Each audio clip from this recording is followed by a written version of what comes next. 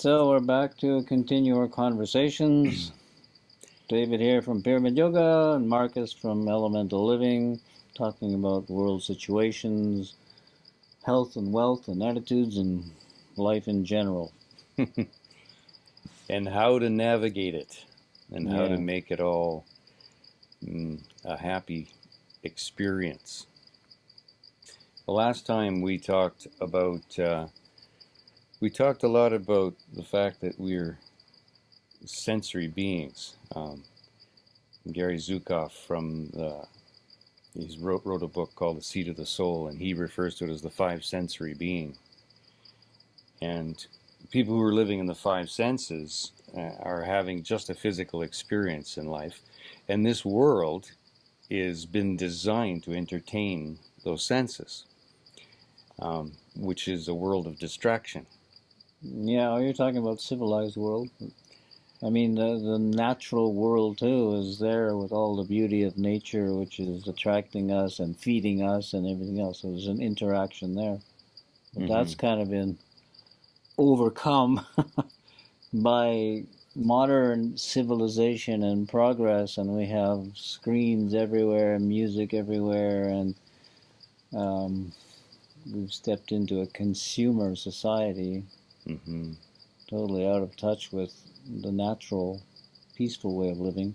Yeah, completely ruled by technology and superficial distraction, I guess you could call it. Yeah, over distraction, and so much of it that it's overwhelming. And we talked last time about the amount of sensory information coming into us all the time, and your brain having to process all this information keeps the mind in this perpetual state of blah blah blah. Yeah. And if we're living life as that five sensory being, it's limiting, because we are so much more than that. We're so many more dimensions, right? Yeah. I mean, the simplest dimension is you can be daydreaming, or you can have a dream at night. And what is this dream that we're having at night? You're seeing it, you're having the experience, but your body's just asleep. So this is beyond the five senses of the body. There's another experience happening in your mind, in your consciousness. And the Eastern philosophies are all going in to explore this aspect of yourself. What's beyond normal living with your eyes open, functioning in the world? And this can take us into this multi-dimensional experience of the human reality, which is so much more than just five senses. Just what we can touch and feel. I mean, the whole premise of science is to basically identify what is physically identifiable. And so we're stuck in this place where if we can't touch it and feel it, people have trouble understanding that it exists, right? Yeah. So I'll believe it when I see it. I'll believe it when I see it. Yeah.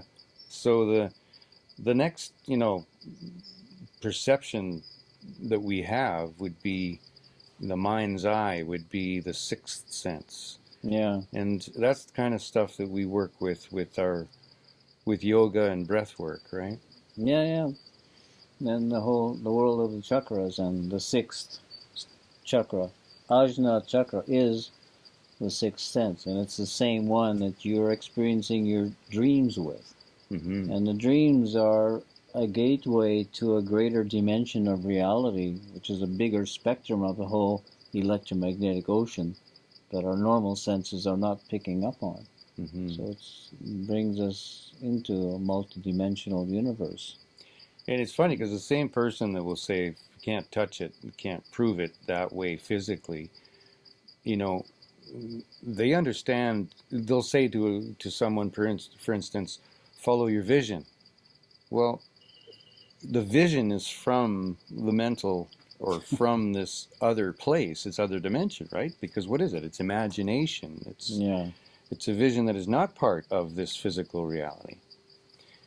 So how do we get people to better understand the fact that we're these multidimensional beings, and that we can access something much greater than just this physical plane.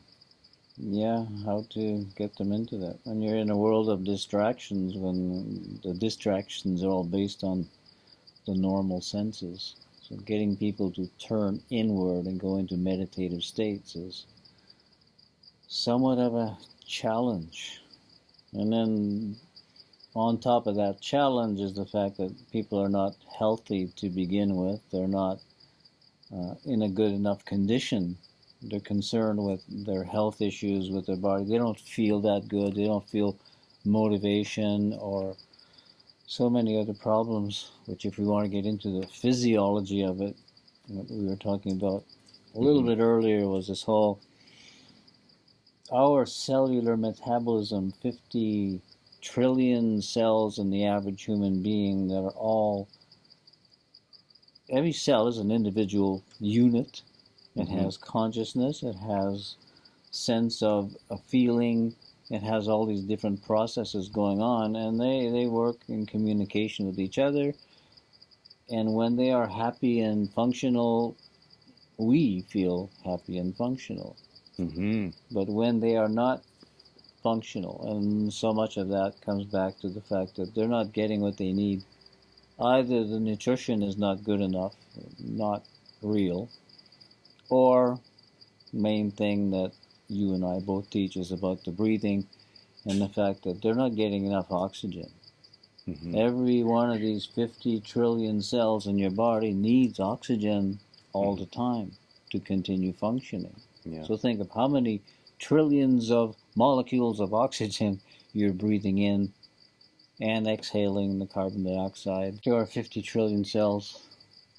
And the way they communicate is through chemical messengers called neuropeptides. And in studies physiologically of how things are working, they see that when the cell is not getting enough oxygen, it puts out, it has the sensation that it's suffocating, which it is, and it puts out a panic signal in a neuropeptide that spreads out and sends messages all the way to the lungs and to the heart and to everything to try and get more oxygen because it's suffocating. You got 1 trillion of these in one area of your body that are suffocating as such, and you start to feel anxiety, which is a natural reaction to your suffocating. So that, you know, the idea that the cells that make up an entity, the cells that make up a being, if the cells are all healthy, then the being is healthy. If there are 6 cells within that system, then that being doesn't feel right. And the reason I just framing it that way is because one of the things that I've dealt with a lot, we see this all the time, is people feel they're not getting enough air. Like I get this a lot in our workshops, right? Where what is the sensation that makes you not feel good? Why are you not feeling, you know, healthy and perfect? And people will say, I just feel like I can't get enough air. And of course, that's one of the things that put me on my path of helping people breathe and breathe deeper and to apply the yogic breathing techniques, because one of the things that people were saying is I'm not getting enough air, right? And the answer is you're not. It's a simple truth. You know, you're perceiving something that's accurate. So all those cells that are suffocating is saying I need something. Oxygen is actually one of the answers, right? It's like the biggest answer. Just breathe deeper. Like I said, it's 50 trillion cells all need the oxygen to function properly, and if you're only breathing with 1/10 of your lungs, somewhere there's not going to be enough oxygen to go around. So some of the cells in this gland or that organ or this muscle are going to become stressed, anxious, and that's what you are going to end up feeling. And when I start with groups, especially groups that never worked with, that are being introduced to deep breathing, like when we start with take a deep breath, they literally take a deep breath within the 10% of the lung that they're using, right? The lungs they're using. It's just so shallow. I can't believe it. I see that all the time because I'm always teaching people how to breathe in yoga classes, etc. so many people don't even know. They think they're taking a deep breath, like you said. Yeah. It's in that 10%. Yeah. And showing them that actually your diaphragm can go down and you're pulling the air into the bottom of your lungs. Your ribs can move out. And so many people have lost those abilities, partly Mm-hmm. due to stress, to lack of awareness, lack of consciousness, Mm-hmm. and training them to feel their body and feel how much you can expand your lungs. And people go, wow. But that comment comes up, I don't feel like I'm getting enough air. Mm-hmm. That's because you haven't been. And you're not. But this is changeable. Yes. It's easily changeable. Yeah. Reestablishing the full use of the lungs is actually something that takes effort. It takes an effort. A person has to do it, and they have to work it because they have to, get parts of the lungs opened up again that have not been used, right? Yeah. Yeah. And, So, and it's work. And when they haven't been used, not only on the inside, your lungs haven't been pumping air in and out, so they fill up with mucus and different things, and then bacteria move into that mucus, and it becomes a lung infection, and then you got to try and cough it out. Which, by the way, coughing is a natural reflex for the lungs to clean themselves out. That's the only way they can clean out. Yeah. Otherwise, the pollution goes from the lungs into the bloodstream and goes through your body. So Yeah. The whole function of mucus is to wrap itself around toxins and get them out of the body. Yeah. And so we have toxins and dust and everything else, which is coming from the air we're breathing. Yeah. So we're designed with this natural process of cleaning things out. Yeah. And then that's what happens a lot with people who just start deep breathing is they'll go into these coughing fits. And I'll explain, well, that's okay. That's because your body needs to get rid of stuff, and it's a healing crisis type thing where things will get worse before they get better. Yeah. Yeah, you become more conscious of the problem, and then you can do something about it. And then you have to do something about it. That's right. Yeah. Yeah. Mm-hmm. So let's go back into the fluids of the body and the lymphatic system that we were talking about earlier. That this is the fluid that's, because we are 85% water, our lymphatic fluid is mostly water with some other components in it. But this is everywhere in our body. And it's in the bloodstream. It leaks out of the bloodstream, goes into interstitial fluid, which is the same fluid by another name, and then finds its way back into lymphatic vessels and gets moved up by our movement, brought back up into the chest, and goes back into the circulation of the heart and the blood. This is a cycle. And in that cycle, it's picking up pollution and debris and toxins, and if there's any bacteria or virus, it will pick that up too and move it back in through the lymph nodes that will scan and look at whatever's in the lymph and send signals to appropriately adjust body chemistry or send out antibodies or whatever it is. And then it just goes back. This circuit is lost in our modern civilization because we're not moving around and doing things in our normal human behavior. We're sitting so much and only moving our fingers, and the rest of the body is sitting, waiting. And the fluids in our muscles are hardly moving, and all of this is really bad for healthy living. Yeah. Everything needs to circulate. And that's the thing, right, is that the lymphatic system, which is actually has more liters of fluid in it than our blood circulation system, has no pump. Or the pump is in fact movement. Is movement. We have to move, right? And so the stretching postures, the asanas in yoga are about moving that energy, moving that fluid so that our system can operate. Because as you mentioned, the lymphatic system is sweeping through our system and cleaning us up. Yeah. But if we're not moving, then we end up with stagnation all over the place. The other little role of this lymphatic fluid in the place between the cells, you don't have a blood vessel going between every cell in your body.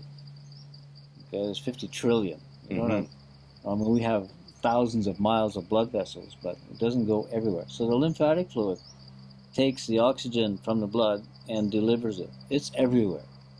In between every cell in your body, there's this wrapping of fluid, lymphatic, and this is the ferryman in between the blood and the cell. Mm-hmm. It brings the oxygen to every cell, takes the CO2, brings it back to the bloodstream to go back to the lungs to be eliminated. Mm-hmm. And again, we've got movement is how this happens. And when we stop moving for a long period of time, it stagnates. It stagnates, and then now we look at people's bodies, and that's what it looks like. It looks like Yeah, a lot of stagnation in a lot of different parts of the body, right? Yeah. And people get overweight, they get less flexible, they can't move, and so the movement is key. And then to make that movement more effective, deeper breathing and taking in more oxygen Yeah. is the other factor, right? Yeah. Just deeper breathing, when you consider movement of the diaphragm, the ribs, and the upper whole chest rising and falling, that's a lot of movement that is going to be circulating this lymphatic fluid and helping the blood to move better through all of your core, Mm-hmm. which contains all of the glands and organs that are keeping you alive and maintaining life's functions. So even if you're only sitting in a chair and you're just doing the breathing, which anyone can do, Mm-hmm. without complicated yoga postures. You don't have to do much Yeah. of anything except, The breathing is the key and the clue, and be a it conscious. creates circulation Yeah. internally. Yeah. And you're moving, everything's being moved a little bit, right? All the organs themselves are essentially getting massaged. Yeah, that's it. Yeah, massage is the pressure and release, which is moving all these fluids around. And that helps the organ and the system itself just to get rid of its garbage, to get rid of its toxins and whatever it is that needs to be moved through to make room for the new cells. Yeah.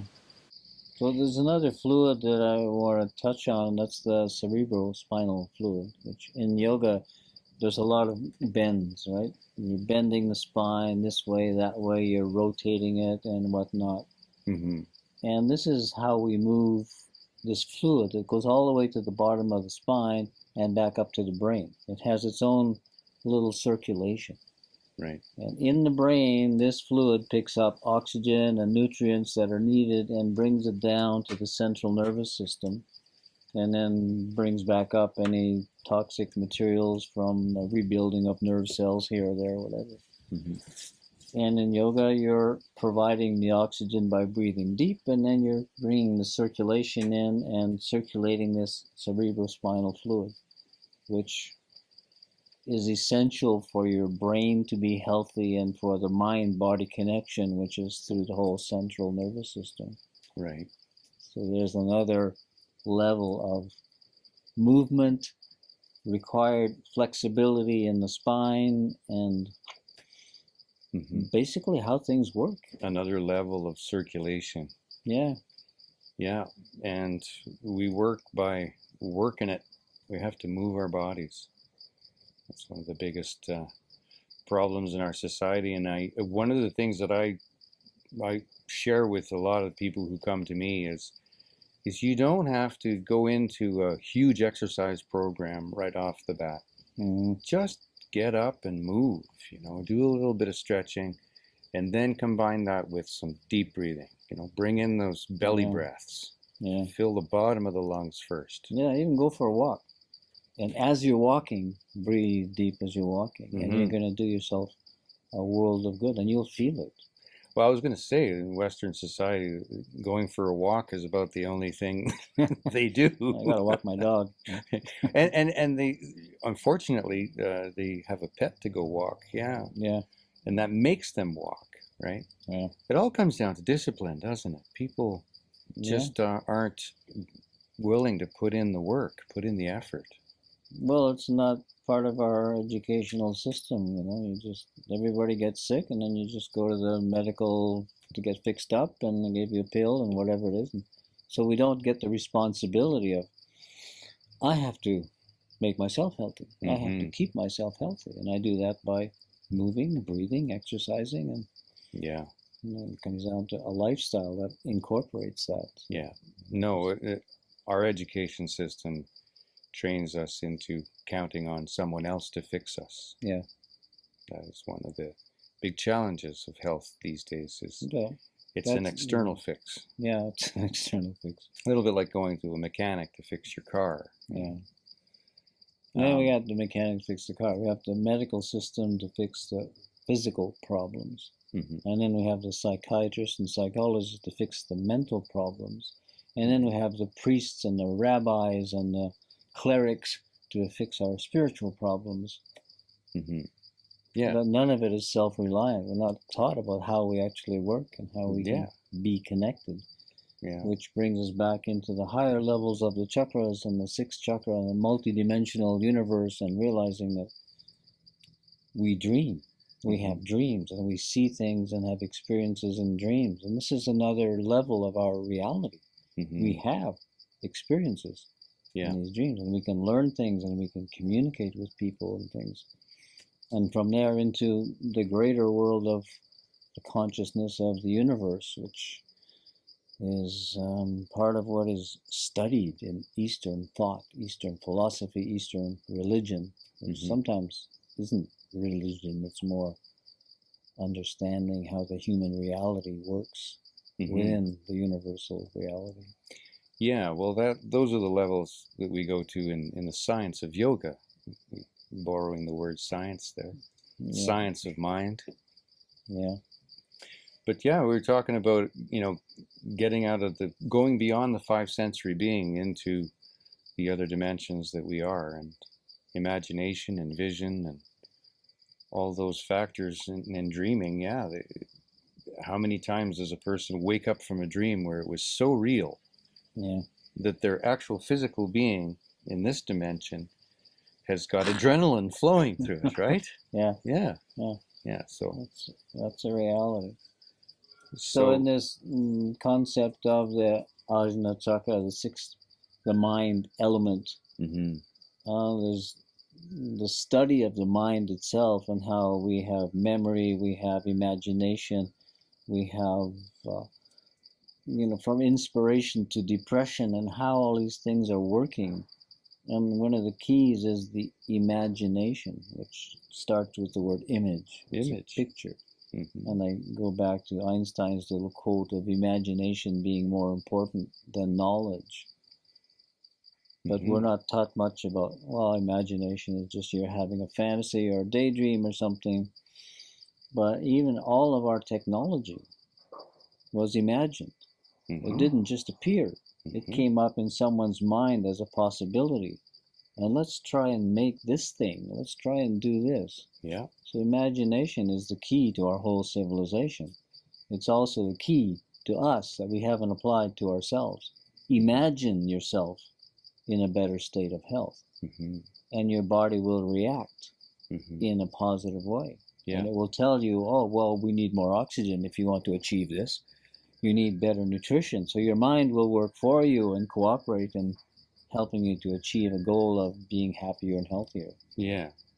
It all becomes our ability to listen to our body and hear those messages, right? Yeah. And that's one of the disconnections, is people have disconnected from their body, and can't feel that. Can't feel. We think so much that we have lost touch with how our body's feeling while we're sitting there thinking about our problems. And the body's getting more stressed, and the stress makes the thinking get worse. Yeah. And we don't make these connections. Hey, go back, take a deep breath, and a couple of deep breaths can change so much. So much. I mean, the body, as we've mentioned before, has the sigh that comes along and makes us sigh. And as I mentioned, it's not the solution, it's a message. It's just saying, I need more air. The body needs more air. And then we take that to the emotional level of not feeling, and just our spiritual dimension, our this whole emotional dimension, emotion, right? Moving energy. And that's yet another level of disconnection that we have. So deep breathing exercises along with some stretching and moving those lymphatic fluids and getting our body just more in touch with itself Mm-hmm. is And you can do simple techniques of sitting down, breathing deep, and watch how your mind goes into a more positive state. Because we talked about the oxygen, etc. Now, we also mentioned in the last interview about prana, which is the energy that comes along with the breath. And we have different systems. One of them, the olfactory that we smell with, is the key for picking up energy from the air. Now, this energy is called prana in India, it's called chi to the Chinese. In our modern scientific world, we can look at it as it's actually electrons. And we know, and science can measure, that a number of, the majority, in fact, of the oxygen atoms and molecules in the jungle have extra electrons. And when we breathe in through the nose, those electrons go directly into the brain as a kind of a charge. It's an electrical charge. It's the same charge electricity is made of. Okay, it's electrons. Right. We absorb it. We run on this energy. We call it prana. And there's a whole understanding of how it's moving in different ways. It's creating these vortexes, these wheels of energy that are really the quantum fields.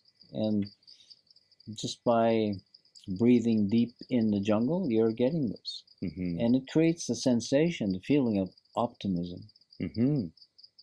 inspiration and optimism. Just a few minutes of deep breathing, consciously deep breathing in this environment, and you start to feel your thoughts become more optimistic. Your feeling is better. All part of that is to do with the cells now having enough oxygen, but then the mind is getting enough prana and energy to build on that, and they support each other in this higher state of being. And it's right in the word, right? Inspiration. Yeah. To inspire. Yeah. There you have it. And you got the same thing with a dual meaning of it means to breathe in and it means to gain something mentally. That's right. Yeah. And they're connected just in the word itself. The multidimensional definition of inspire, and absolutely. I encourage people to, one of the ways of getting those extra electrons is negative ions. Yeah. Right. And so waterfalls, rapids, crashing ocean waves. Yeah. The forest. Yeah. Well, it's the same thing in nature. You got this movement. A little stream bubbling down over the rocks and the crashing ocean waves. The water's being moved and the electrons are being released. And we're capturing them. Yeah. And we're designed to live off them, just like the symbiotic relationship we have with the trees. We give them carbon dioxide. They take the carbon and give us back the oxygen. And they use the carbon to make carbohydrates that we can eat later. And then, so we got this exchange. It's a great relationship that unfortunately is not being respected by everyone everywhere. But take down the trees and put up a parking lot. Hey everyone, Marcus here again. So another conversation with David. We went a little bit technical into the function of the body and how it takes care of itself. The modifications of the mind is where we're headed next. Next conversation, we'll talk a lot more about the mental factors and what goes on in our minds and how we get stuck in the mental constructs. But this one here, understanding how the body functions so that we can in turn better take care of ourselves, is what we dug deep into there. So looking forward to sharing some more. See you soon.